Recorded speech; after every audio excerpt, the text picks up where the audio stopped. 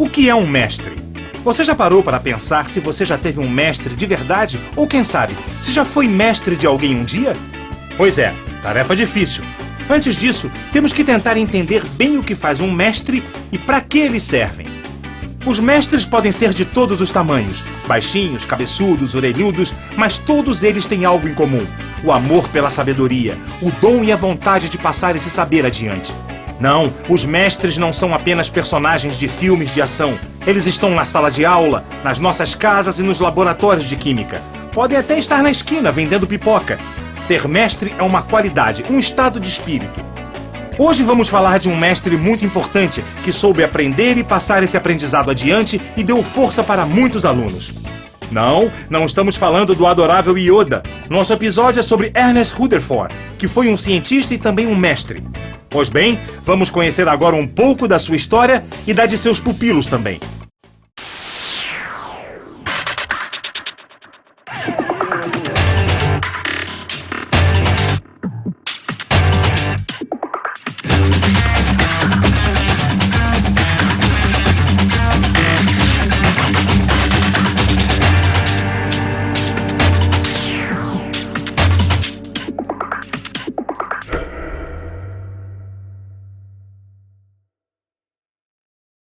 Ernest Rutherford é considerado por muitos como o pai da física nuclear. Sua importância está no fato de ter criado um novo modelo atômico e descoberto a eletrosfera, passos importantíssimos para o avanço da ciência e o desenvolvimento do estudo de diversos outros cientistas. Sua história começa ainda no século XIX, num lugar muito distante, na Oceania. Aqui fica a Oceania, e foi aqui que nasceu Rutherford, na Nova Zelândia.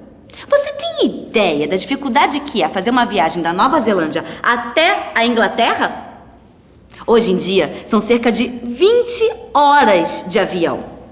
Agora você imagina essa mesma viagem no século XIX, quando o avião ainda nem tinha sido inventado. Thank you.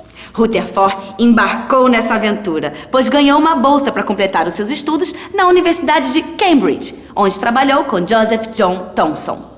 Na verdade, Kika, ele ficou em segundo, mas o primeiro lugar desistiu da viagem para se casar. Sorte do Rutherford e da ciência. Seu contato com Thomson iniciou uma nova fase em sua vida.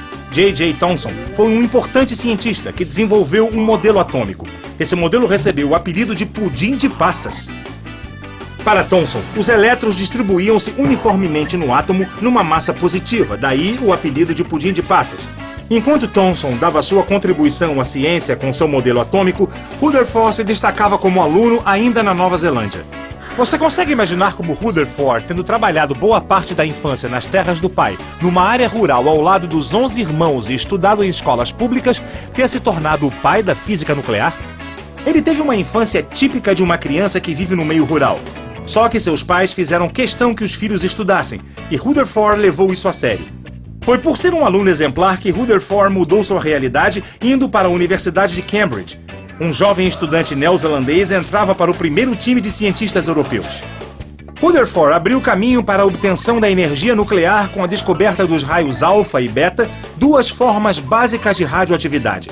Assim como Becquerel e Marie Curie, Rutherford foi fundamental para o entendimento do fenômeno da radioatividade. Por esse importante passo, ele recebeu o Prêmio Nobel de Química. Imagine só, com tamanha contribuição à ciência, não demorou até que Rutherford recebesse alguns convites de trabalho. O mais importante veio de Montreal para que fosse trabalhar na Universidade McGill. Esse convite foi irresistível, uma grande mudança que Rutherford inicialmente relutou em aceitar, mas pensando bem, com apenas 27 anos, um salário irrecusável, uma promoção invejável que dificilmente ocorreria tão cedo na conservadora Inglaterra, ficou difícil dizer não.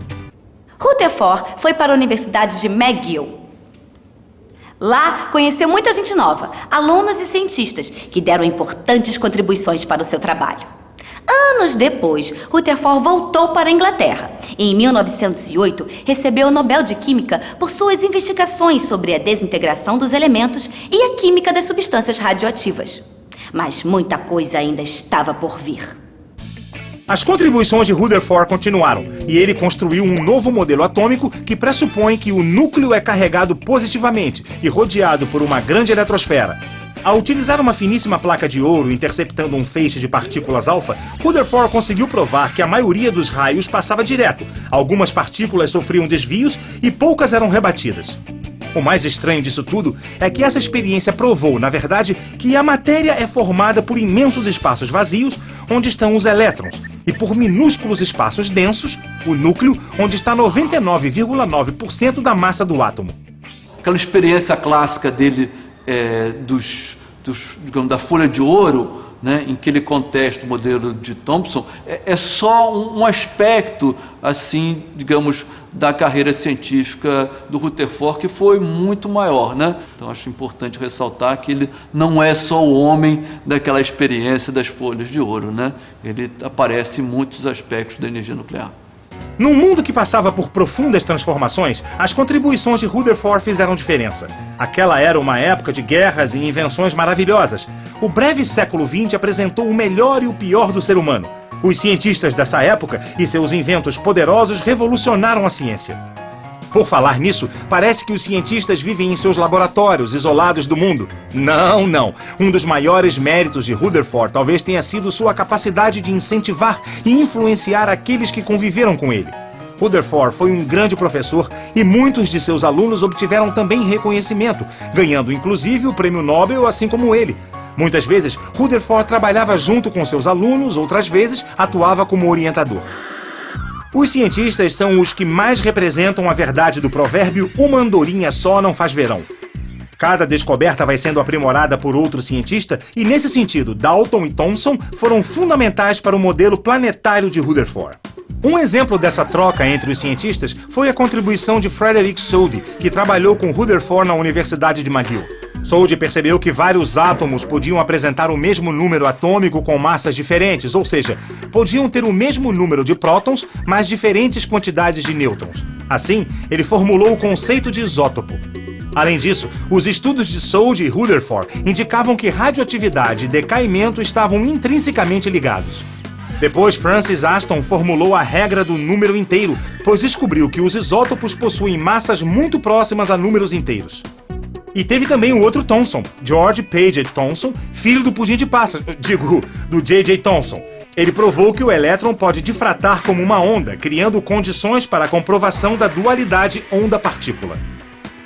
Dá até para comparar Rutherford como sendo o núcleo e uma infinidade de cientistas, professores e alunos girando em torno desse núcleo, cada um com sua contribuição, sua energia, seu papel. Até mesmo nas mais importantes experiências de Rutherford, houve participação de outros cientistas e alunos.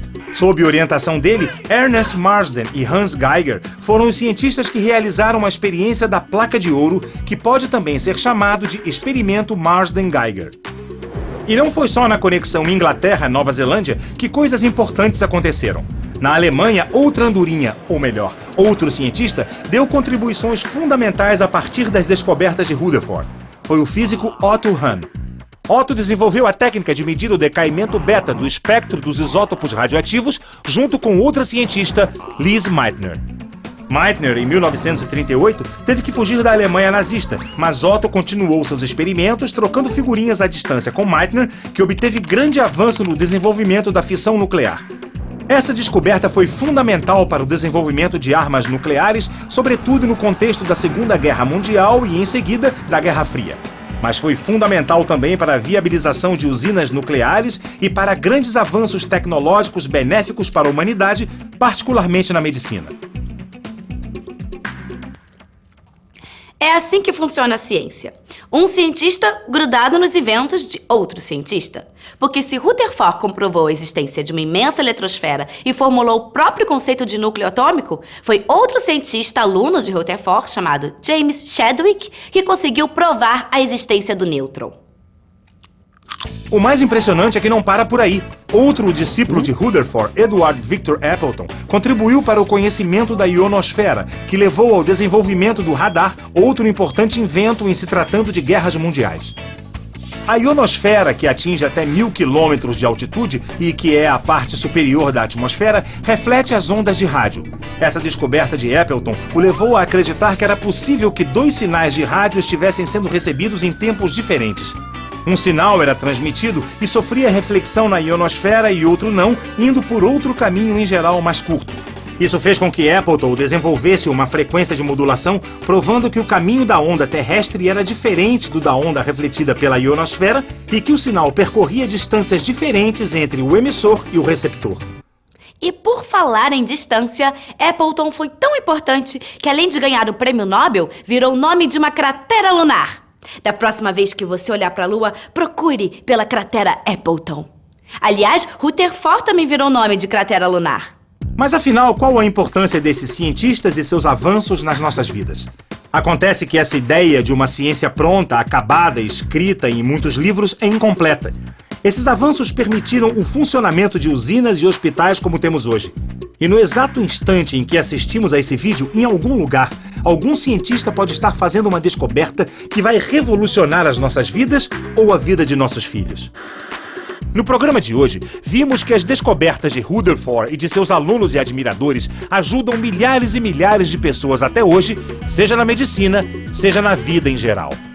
Se Rutherford não tivesse estimulado tantos cientistas à sua volta, os avanços poderiam até acontecer, mas seriam muito mais lentos do que foram.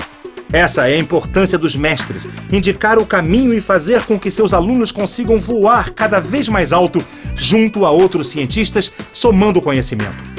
É isso aí. Atrás de grandes pessoas, cientistas, artistas ou pensadores, sempre existe ou já existiu um dia um grande professor.